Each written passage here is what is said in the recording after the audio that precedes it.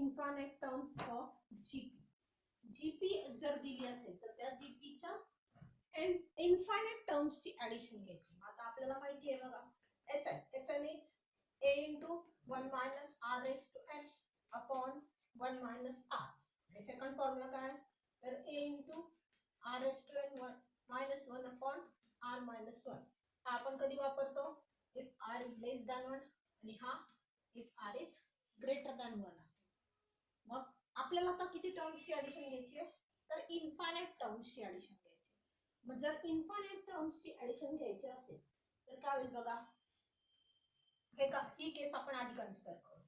r कसा आहे, तर ग्रेटर दॅन 1, किंवा आपण असं म्हणूया की मॉड ऑफ r, या सम टू इन्फायनाइट टर्म्स मध्ये आपण मॉड ऑफ r चा कन्सेप्ट घेणार आहे. So mod of r is greater than 1. जो काही r आहे तो आपण मॉड मध्ये घेऊन मॉड r ची किंमत जर ग्रेटर दॅन 1 असेल तर काय होईल बघा. फॉर एक्झाम्पल आपण म्हणू की आपला r 2 आहे, 3 आहे, 4 आहे, म्हणजे मॉड ऑफ r ची किंमत जी आहे की मॉड ऑफ r ची किंमत आपण म्हणूया की 2 आहे. मग जर असं झालं तर काय होईल बघा बरं, तर इथं r raised to n आहे, r raised to n म्हणजे 2 चा n घातांक होणार आहे. 2 चा n घातांक म्हणजे हा n इज इन्फायनाइट होणार. म्हणजे हा कधी 100 असेल, कधी 1000 असेल, कधी 10,000 असेल, कधी 1 लाख असेल, किंवा 10 लाख असेल, 1 करोड असेल, कसंही असेल. हा n कसा होणार आहे, तर इन्फायनाइट होणार आहे. आणि n जर इन्फायनाइट झाला then this 2 raised to n, if n is infinite then this 2 raised to n is again infinite. बघा, 2 चा दुसरा 4 होईल, 2 चा 10वा किती होतो, तर 1024, म्हणजे हे पुन्हा n 2 चा 20वा केला किंवा 100 केला तर हे 2 raised to n किती होईल, इन्फायनाइट होईल. म्हणजे काय होणार बघा, जर ही केस असेल, if r mod of r is greater than 1, we consider mod of r is 2, then this 2 raised to n or r raised to n, this is tends to infinity. This value is approaches to infinity as your n approaches to infinity. जर तो n infinity ला जवळ गेला, खूप मोठा number झाला, तर r raised to n काय असेल, इन्फायनाइट असेल. मग आता हे काय कॅल्क्युलेशन बघा, तर हे कॅल्क्युलेशन आहे r raised to n minus 1, r raised to n किती झाला, इन्फायनाइट झाला, minus 1 means this value or this value it becomes again infinite. खूप मोठा नंबर म्हणून आपण एक मायनस करतोय, so it becomes infinite. So this total value it becomes infinite. This total value becomes infinite. So if mod of r greater than 1, then we cannot find sum to infinity. तर आपण सम to infinity find करू शकत नाही. मग आता बघा, mod of r greater than less than 1 असेल. आता आपण दुसरा घेणार, mod of r less than 1. If mod of r less than 1, then what about this? बघा, हा मॉड r आपण म्हणूया की 1/2 आहे. मॉड ऑफ r 1/2 आहे, लेस दॅन 1 झाला. मग आता आपल्याला हे r raised to n काढायचं आहे. So r raised to n means 1/2 raised to n होणार. म्हणजेच हे 1 चा किती घातांक केला तरी 1, म्हणजे हे झालं 2 raised to n. आणि आपल्याला माहिती आहे की n जर इन्फिनिटी केला, if n approaches to infinity then this 2 raised to n approaches to infinity. आत्ताच बघितलं आपण, as n tends to infinity, as n approaches to infinity, this 2 raised to n approaches to infinity means 1/2 raised to n approaches to 0. त्यामुळे हे काय झालं, 1/infinity झालं ना. मग 1/infinity काय होईल, तर 0 होईल. So as n tends to or n approaches to infinity, this r raised to n approaches to 0. याच्यात काय होणार, या केस मध्ये if mod of r is less than 1, then as n tends to infinity or n approaches to infinity, then r raised to n approaches to 0. म्हणजे हा r raised to n 0 होणार. म्हणजे शिल्लक काय राहिलं बघा, हा एसएन जर कॅल्क्युलेट करायचं म्हटलं तर 1 मायनस हे 0 झालं अपॉन 1 मायनस r. म्हणजे टोटल कॅल्क्युलेशन काय झालं, तर a अपॉन 1 मायनस r. हे कधी होणार, if mod of r is less than 1. If mod of r is less than 1, then sum to infinity is a upon 1 minus r. म्हणजे sum to infinity आपण पहिल्यांदा कधी काढू शकतो? If mod of r is less than 1. ही त्याची condition आहे. सम to infinity exist होणार असेल, फाइंड करायची असेल, तर मॉड ऑफ आर कसा पाहिजे? लेस दॅन 1 पाहिजे. आणि सम टू इन्फिनिटी त्याचा फॉर्म्युला काय? त्याच्या n टर्म्सची ऍडिशन किती येणार? a upon 1 minus r. So this is the formula for sum to infinity. बघा एक्झाम्पल बघतोय आपण, एक्सरसाइज बघतोय आपण 2.3. Determine whether the sum to infinity of the following GPs exist. If exist, find them. He GP आहे हे दिलंय.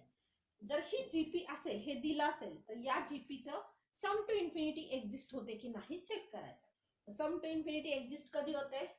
Mod of R is less than 1 असेल तर. मग आपण एवढं चेक करायचं की याच्या मॉड ऑफ आर ची किंमत लेस दॅन 1 असेल तर सम टू इन्फिनिटी एक्झिस्ट होणार. आणि जर एक्झिस्ट होत असेल तर ती फाइंड करायची. तो Sn चा जो फॉर्म्युला आहे a upon 1 minus r, तेवढ्याने Sn calculate करायचे फक्त. बघा सोल्युशन मध्ये आपण काय घेणार? The given sequence is, दिलेली सिक्वेन्स ही आहे -3 1 -1 upon 3 1 upon 9. मग याच्यामध्ये here a equal to a किती आहे? तर -3 आहे. नाउ r आता आपल्याला कॅल्क्युलेट करावं लागेल. ही जीपी आहे हे दिले, त्यामुळे एकच r काढायचा. So t2 upon t1. t2 is 1 upon -3. म्हणजे तुमचा r किती झाला? तर -1 अपॉन 3 झाला. मग आता आपल्याला चेक करायचंय मॉड ऑफ r किती येणार. So mod of r means mod of -1 upon 3. Mod of -1 upon 3 काय होईल? Mod of this number is becomes again plus. So this is 1 upon 3. Mod of -1 upon 3 ची किंमत ही आहे. आता हा नंबर लेस दॅन 1 आहे, म्हणजे काय झालं? therefore mod of r is less than 1. आणि mod of r less than 1 असेल तर sum to infinity एक्झिस्ट झाली. So therefore sum to infinity of this GP exist. तर sum to infinity of this GP exist झाली. आणि ती किती असेल? And it is Sn. Sn चं सूत्र काय? a upon 1 minus r. a किती आहे बघा? -3 अपॉन 1 मायनस r किती आहे?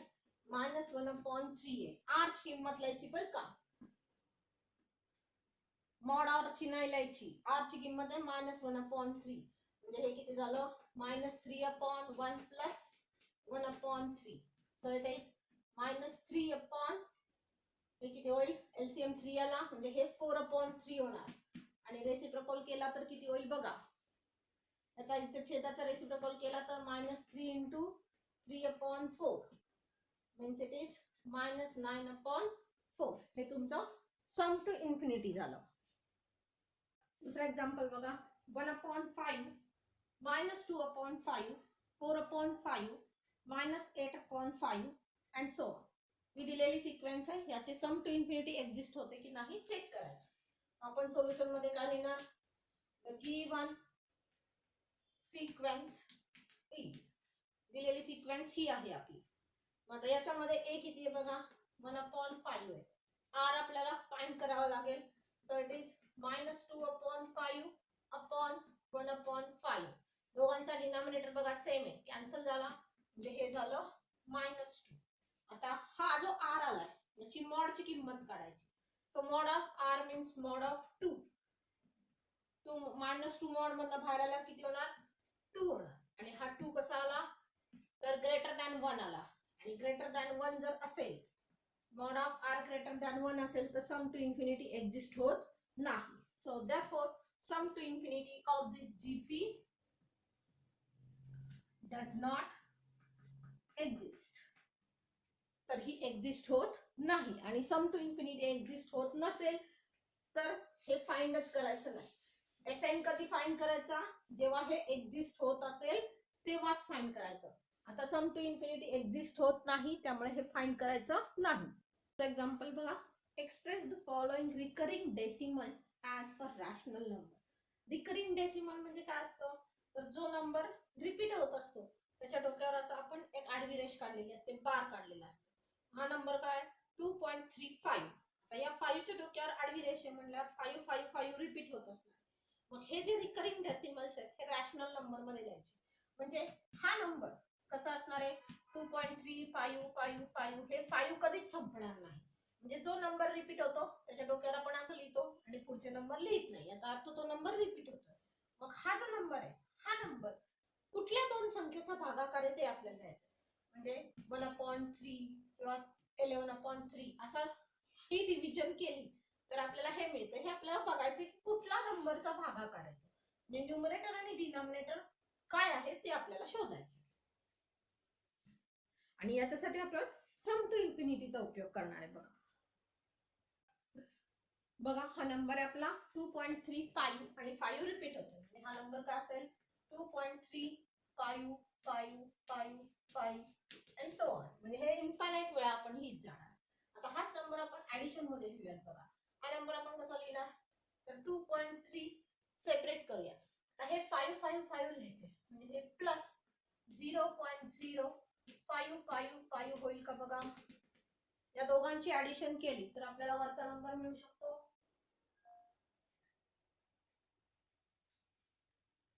होईल ना. आता या नंबरची ऍडिशन लिहायची.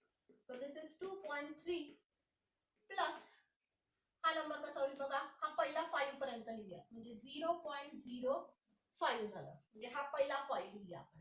आता हा दुसरा 5 लिहायचा आपल्याला. दुसरा 5 म्हणजे हे दोन डिजिट 0 असणार आहेत, म्हणजे हे झालं 0.00 आणि मग हा 5 झाला.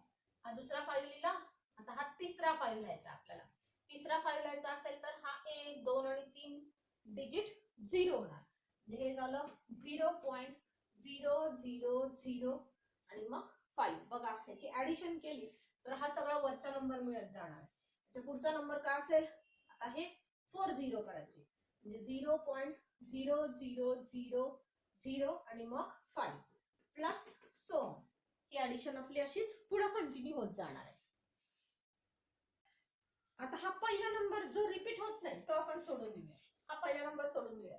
हा नंबर बघा कुठला कुठला नंबर आहे तो 0.05, मग 0.005, 0.0005. हे जे नंबर्स आहेत हे नंबर्स एक जीपी तयार करत असतात. हे जे नंबर्स आहेत जे रिपीट होतात ते नंबर काय तयार होतात, तर एक जीपी तयार करत असतात. आणि मग या जीपीच्या ही काय केली आपण ऍडिशन केली आहे, म्हणजे ही एन टर्म्सची ऍडिशन आहे. ही जीपीच्या एन टर्म्सची ऍडिशन आहे. म्हणजे हे जे काही आहे ऍडिशन हे काय, तर एक जीपी आहे आणि या जीपीचा काय तो एसएन आहे. हॅलो. आणि त्याच्या फर्स्ट टर्म या सिक्वेन्सची ही एक सिक्वेन्स तयार झाली ना, या सिक्वेन्सची फर्स्ट टर्म काय, तर ही आहे कुठली 0.05. आणि याचा कॉमन रेशो हे सगळं साइडला कॅल्क्युलेट करायचं आपण. याचा कॉमन रेशो काढायचा आहे. कॉमन रेशो काय बघा, तर सेकंड टर्म आहे 0.005 अपॉन 0.05. किती होईल बघा. या 5 ने इकडे 5 ला घालवलं तर शिल्लक काय राहिलं 1 राहिला.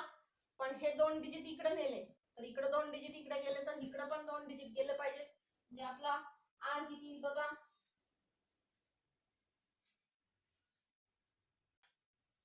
इथं होईल 0.1. आपला आर किती आला 0.1 आला. म्हणजे इथं आपण लिहिणार आर किती आहे 0.1 आहे. हे साइडला लिहून ठेवा पाहिजे असेल तर. आर कसा काढला हे काय आहे, तर एक जीपी तयार झाली. या जीपीचा हा काय आहे, तर एसएन आहे, की ज्या जीपी मध्ये फर्स्ट टर्म ही 0.05 आणि कॉमन रेशो आपण फाइंड केला. मग आता ही जी बेरीज आहे ही बेरीज एसएनच्या फॉर्म्युल्यामध्ये लिहायची. ही बेरीज एसएनच्या फॉर्म्युल्यामध्ये लिहायची. फक्त ती बेरीज करताना आपण कसं करणार, तर सम टू इन्फिनिटीचा वापर करणार, कारण आर किती आहे लेस दॅन 1 आहे. त्यामुळे आपण लिहिताना पुढे कसं लिहिणार बघा. बघा ही पहिली टर्म सोडून दिली आहे ना आपण, म्हणून आपण म्हणणार द टर्म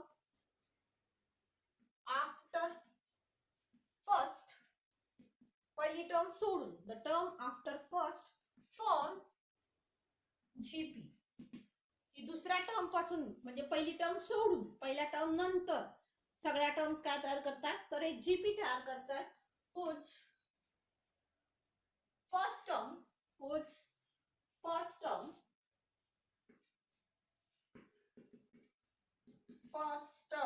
म्हणजे आपण म्हणणार a किती आहे 0.05 आहे and r equal to 0.1 हे जे काही लिहिलंय हे तुमच्यासाठी लिहिलं आपण तुम्हाला कळण्यासाठी. मग आता r किती आला 0.01 आला. मग आपण परत कॅल्क्युलेट करणार mod of r. So mod of 0.1 म्हणजे हे किती झालं 0.1 झालं. इट इज लेस दॅन 1 आणि mod of r less than 1 असेल तर काय होतं सम टू इन्फिनिटी एक्झिस्ट होते. So mod of r is less than 1 therefore sum to infinity exist. मग सम टू इन्फिनिटी एक्झिस्ट होत असेल तर आपण ती काढणार आणि ती कशी काढणार तर SN चं सूत्र काय a upon 1 minus r. मग a किती आहे बघा 0.05 upon 1 minus 0.1 म्हणजे किती झाले बघा कॅल्क्युलेट करून 1 minus 0.1 म्हणजे हे झालं 0.05 upon 0. किती झाले 9 झाले. म्हणजे 2 डेसिमल पॉइंट पुढे गेलं तर हे 5 upon 90 होईल बघा. 5 upon 90 म्हणजे ते किती झालं बघा भाग लावला तर 5 ने भाग जाईल ना. इथं 5 ने भाग लावला इथं 1 आले तर इथं किती येईल 1 आणि 40 म्हणजे 18 झाले का बघा. 18 पंचे 90 होतात. हा 18 झाले. म्हणजे SN किती झाला तर 1 upon 18 झाला. मग आता ही कोणाची बेरीज झाली तर या सेकंड टर्म पासूनची पुढच्या ज्या टर्म्स होत्या त्याची ऍडिशन झाली. मग त्याच्यामध्ये हा 2.3 मिळवायचा राहिलाय ना आपला. हा जो SN मिळाला हा SN कोणाचा मिळाला आपल्याला तर या सेकंड टर्म पासूनच्या पुढच्या टर्म्सची बेरीज मिळाली. आता त्याच्यामध्ये आपल्याला पुढचं ऍड करायचंय म्हणजे पुढं त्याच्या पुढच्या स्टेपला आपण कसं म्हणणार मग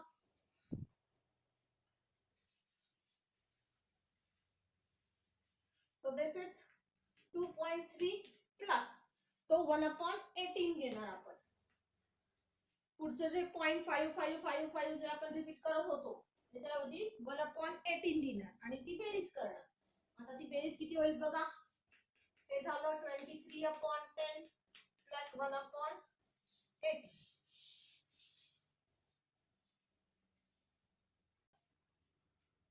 बघा 2.35 रिपीट होत होता. पुढची जी ऍडिशन होती ती आपण 1 upon 18 केली आणि हे 2.3 आपण लिहिले 23 upon 10. आता या 10 आणि 18 चा लसावी काढूया. त्याचा लसावी किती आला बघा 90 आला. म्हणजे याला किती मल्टिप्लाय करणार तुम्ही इथं 90 होण्यासाठी 9 म्हणजे 23 ला 9 न मल्टिप्लाय केलं तर 9 त्रिक 27 7 हातच्याले 2 आणि 9 दुने 18 आणि 2 20 झाले. प्लस इथे किती होईल बघा 18 पंचे 90 म्हणजे हे 5 होईल. सो दिस इज 2 7 आणि 5 12 म्हणजे 212 झालं भागिले 90. भाग जातोय का बघूयात आपण. भाग जाईल 2 ने भाग घालवला तर हे होईल 106 upon 45 म्हणजे 106 भागिले 45 केलं तर आपल्याला किती मिळणार आहे तर हा नंबर मिळणार आहे. 2.4 आणि 4 च्या डोक्यावर आपण एक आडवी रेष मारलेली आहे म्हणजे 4 रिपीट होतोय म्हणजे हा नंबर कसा असेल तर 2.444444 हा नंबर असा रिपीट होणार. आपण हा फोडूयात जे रिपीट नंबर आहे ते साइडला करूयात म्हणजे इथं कसं होणार 2 प्लस 0.4444 सो आता मगाच्या सारखं जसं आपण मगाशी 2.3 बाजूला टाकलं तसं हा 2 बाजूला टाकायचा आणि फक्त 0.444 बद्दल बघायचं. सो 2 प्लस हा पहिला 4 कसा होईल 0.4 पुन्हा हा दुसरा 4 लिहायचा असेल तर काय म्हणणार तर 0.04 हा तिसरा 4 म्हणायचा असेल तर 0.004 प्लस सो तो 4 आपण नेला. आता पुन्हा मगाच्या सारखं झालं की पहिली टर्म सोडली तर हे जे पुढच्या टर्म्स आहेत या पुढच्या टर्म्स काय तयार करतात तर एक जीपी तयार करतात. म्हणजे ही 0.4 0.04 0.004 ही काय तर एक जीपी आहे. आणि या जीपीचा हा काय तर एस एन आहे की ज्याच्यामध्ये फर्स्ट टर्म किती आली बघा 0.4 आली आणि कॉमन रेशो किती येईल बघा किती येईल 0.04 अपॉन 0.4 असा तर तो कॅल्क्युलेट करूया. आता तो करूयात कॅल्क्युलेट आपण.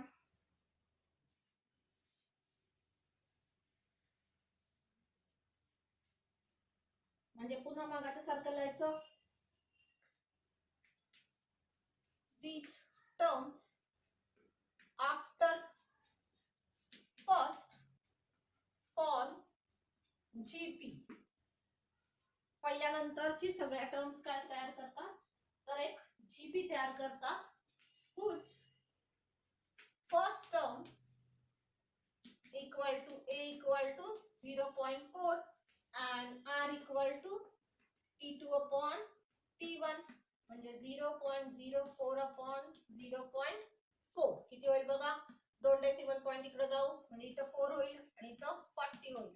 भाग घालवला तर इथं 10 झालं म्हणजे पुन्हा हे 0.1 झालं. So mod of R check करूयात.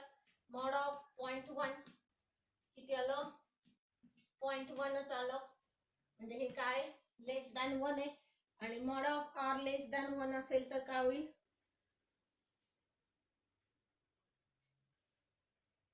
so therefore mod of r is less than 1. Therefore sum to infinity exist.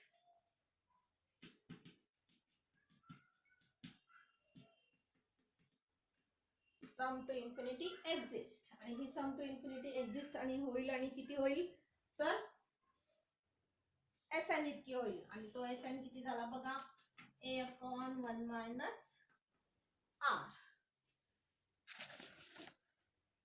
किती असेल बघा a is 0.4 upon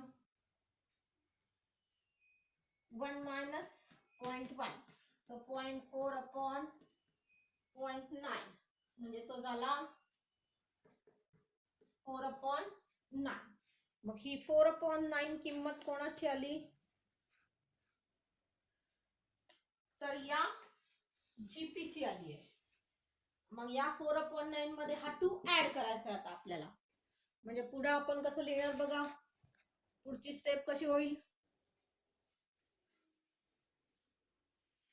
2 प्लस हा 4 upon 9 झाला म्हणजे हे किती होईल एलसीएम आला 9 हे 9 दुने 18 प्लस 4 म्हणजे हे झालं 22 upon 9 म्हणजे 22 upon 9 ही जर डिव्हिजन केली तर किती येतं 2.4444 असं येत जातं. बघा काय एक्झाम्पल आहे if the first term of the GP is 60 GP ची फर्स्ट टर्म दिली आहे म्हणजे ए दिला 60 and sum to infinity is 96 upon 70 म्हणजे एसएन तुम्हाला दिला. मग हा एसएन किती आहे तुमचा तर ए अपॉन 1 मायनस आर. तर तुम्हाला फाइंड काय करायचं कॉमन रेशो म्हणजे आर ची किंमत काढायची. सो फर्स्ट टर्म म्हणजे सोल्युशन मध्ये आपण म्हणणार here a equal to 60 and SN हे किती आहे तर 96 अपॉन 70. सो एसएन चं सूत्र काय आपलं a अपॉन 1 मायनस आर आहे. त्यातला एसएन दिला तुम्हाला 96 अपॉन 70 ए आहे 60 अपॉन 1 मायनस आर फाइंड करायचं. मग आर जर फाइंड करायचं असेल तर हे 1 मायनस आर इकडे घेऊया म्हणजे इथं झालं 1 minus R into 19 upon sorry 96 आहे 96 इथं अपॉन 70 इक्वल टू हे झालं 60. डिनॉमिनेटरचा रेसिप्रोकल करून दिलं तर किती होईल बघा 1 minus r equal to 16 into 17 upon 96 झालं. इथं भाग जाईल बघा 16 85 16 96 म्हणजे 1 minus r किती झाला 17 upon 6 म्हणजे r किती होईल तर 1 हे इकडे आल्यावर मायनस होईल इक्वल टू इकडं आर होईल. हे किती होईल बघा, आर किती होईल -11 होईल ना. हे इकडं येईल म्हणजे -11/6 होईल इक्वल टू आर, म्हणजे आर झाला -11/6. ही तुमची आर ची किंमत झाली.